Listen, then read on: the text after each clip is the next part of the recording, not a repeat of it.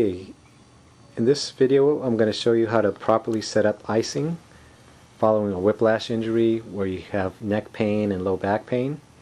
And the things you'll need are, we have our assistant here, Denise, a cervical roll, and you can see it's just a cylindrical pillow about 4 inches in diameter, which is about the size of the average human neck. You could get these at any orthopedic store online, or you could even roll up a bath towel really tightly and put rubber bands around it and make one. Then you've got gel ice packs, simple ice packs that you could freeze or heat. We're going to freeze these. You get them at your drugstore. And you actually are going to need some face paper or some kind of insulating paper to put on top of it. This is going to be for your neck. And put as many layers as needed so that you get a good cooling effect and it doesn't result in frostbite to your neck. Okay, we're going to show one here for your low back also. And then a bolster for your under your knees for comfort. And you could have a pillow as well. So as Denise is demonstrating, you just put that under your knees, position it on your back, put on your neck, and then lie down. And you can see how that pillow works now. It's just the right size that it puts the neck in its proper arch. Okay. And obviously you're going to position the ice in your low back to where most of the pain is being felt. And then the pillow under the knees, what that does is it flattens out the lumbar spine so that it contacts the ice better. Alright, so this exercise or procedure it's going to be about 15 to 20 minutes. Do it 3 to 4 times a day, every 2 hours. So what you'll do is turn your neck as far as you can to the left. And after a whiplash injury it's going to be a little painful, but do it very slowly and controlled. Then to the other side. Okay.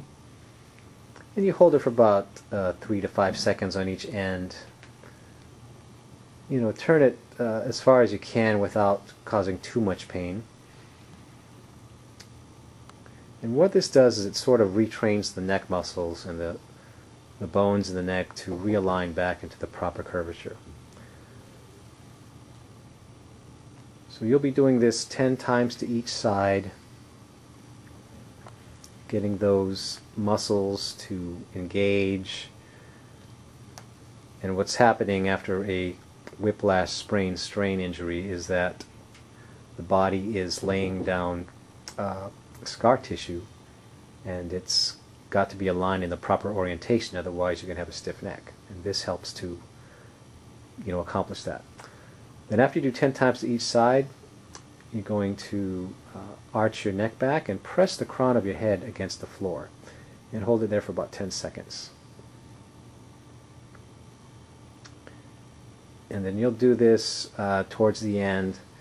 So at the 15-minute point, start doing these extension isometrics. So it's an isometric exercise where you contract the posterior neck muscles and hold it there. And once again, doing this with the cervical roll under your neck basically rehabs your cervical spine and encourages the return of the cervical lordosis or arch in your neck.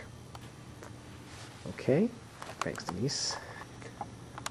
Okay, now that was for the neck. Now for the lumbar spine, what you can do is you get rid of the pillow, knees bent, feet touching together, knees touching together, and what you're going to do is let gravity, keeping your knees as a unit, let your knees drop to the right side.